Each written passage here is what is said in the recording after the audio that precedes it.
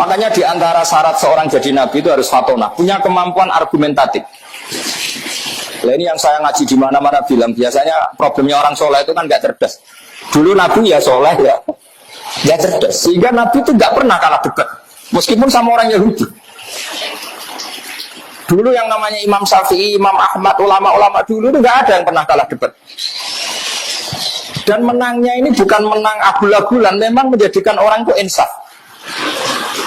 Saya punya sekian cerita gini. Imam Syafi'i dulu tuh ya ada pinter-pinter amat, yang namanya masih amatir. Itu dulu namanya kaya itu mangkelnya bukan main, karena harta itu halal wa hisab wa haramuha iqab. Sehingga dia pengagum kiai miskin. Seneng jenenge melarat tuh seneng. Marhaban orang yang bebas hisab, bebas hisab. Kalau kita kan melarat asli bukan pilihan. Jadi melarat itu ada yang diinginkan karena takut hisab, ada yang asli. Saya tidak tahu yang kena hisab itu yang asli apa yang enggak tahu saya. Singkat cerita, Sufyan Ats-Tsauri itu kiainya miskin. Sufyan bin Uyainah juga. Ketika ngaji di Imam Malik itu babutnya itu kalau diinjak, itu mata kakinya tidak kelihatan, saking empuknya babutnya Imam. Nah, terus kalau ngaji dia di kursi tinggi, gaya lah pokoknya Imam Malik. Imam Syafi'i mulai mikir, ini wong alim buat dunyane akeh.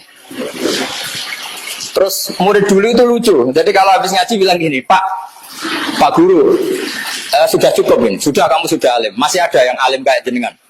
Oh, no, tapi mati dari Imam Malik. Siapa? Abu Hanifah. Lalu saya gimana? Kamu temui muridnya yang alimnya setingkat Abu Hanifah, namanya Muhammad bin Hasan Asy-Syaibani. Lalu saya berangkat kapan? Besok kata Imam Malik. Diajak digandeng ke mana itu makamnya Nabi itu yang dekat makam sahabat itu, ke Baqi. Dulu Baqi itu pasar rental dulu ya, ada rental tapi rental onta. Imam Malik umumkan, mana kafilah yang mau ke Irak? Mau saya sewa? Saya Imam Malik. Itu dikasih uang sama Imam Malik, dikasih uang, dikasih bekal. Terus saya kata Imam Syafi'i, hamalani sulrotan fi hadananir. Pernah saya hitung sekitar hampir 50 juta lebih. Imam Syafi'i mulai mikir, kiai melarat tak idola ora tau nyangoni, kiai sugar apa dia cocok sama nyangoni. Itu mulai rubah tuh. Tapi yang ngaji di sini tidak usah begitu. Singkat cerita, terus dia datanglah ke Irak, ke Muhammad bin Hasan Asy-Syaibani. Lebih ngeri lagi, di ruang tamunya Muhammad bin Hasan Asy-Syaibani itu ada mas lantaan. Jadi kalau ngitung uang itu di ruang tamu Muhammad bin Hasan Asy-Syaibani.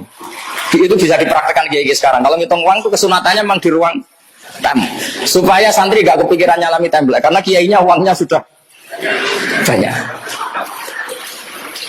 Itu dari mas lantaan terus diduduki, dipindah ke sunduk, ke satu peti yang lain. Imam Syafi'i mulai ngeper, waduh, saya melihat kayaknya Imam Malik sudah aneh, ini lebih aneh lagi ya. Terus kata Muhammad bin Hasan Asy-Syaibani, karena dia ahli usul fikih, pakar usul fikih, dan nanti ini menjadi awal cerita kenapa Imam Syafi'i jadi ahli apa? Usul fikih. Makanya beliau menanti ngendikan annasu fil fikhi ya'lun ala Abi Hanifah. Semua orang yang ngaji kitab saya berarti utang jasa sama Abu Hanifah, karena dia pertama ngaji usul fikih itu gara-gara madzhabnya Muhammad bin Hasan apa? Asy-Syaibani, sahibu Abi Hanifah. Imam Malik itu anti usul fikih karena dia ahli hadis. Setelah Imam Syafi'i takjub, kata Muhammad bin Hasan Asy-Syaibani, karena beliau senior ya tenang. Kenapa ya Fata? Manggilnya masih kenapa ya Fata? Ya heran saja, kiai kok kaya, orang alim kok kaya. Kamu heran? Iya. Ya sudah, tak kasihkan orang fasik. Ganti gue demenan, gue tombok. Ampun, nak digung fasik, digung zino, digung tombok. Ya ana tak kena wong sing ra jelas-jelas, digo alat ra jelas. Ampun, kiai mawon segada. Terus mulai mikir, iya ya nak dunya dikuasai wong fasik ku ya repot. Mun wong alim sugih mboten napa-napa betul. Itu mulai itu rubah. Terus setelah dia rubah, digocok sama Muhammad bin Hasan Asy-Syaibani. Khairul mali ma yusarru bi siddiq wa yukmadu bil adu. Api-api dunya itu kanca seneng mergo iso nyangoni, musuh ra seneng. Imam Syafi'i mulai mikir, iya. Di antara alamatnya wong bener walau karihal kafirun walau karihal musyrikun. Kira-kira wong kafir itu seneng kiai sugih apa kiai melarat?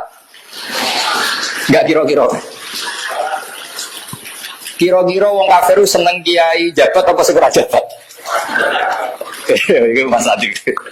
Kira-kira wong kafir itu seneng kiai sing dipengaruh apa segera dipengaruh? Semenjak itu Imam Syafi'i mikir, iya. Nak wong Islam duwe syauka, wong kafir gak seneng. Nak wong Islam dipengaruh, wong kafir gak seneng. Kulo niku asline ra seneng terkenal, mboten seneng blas.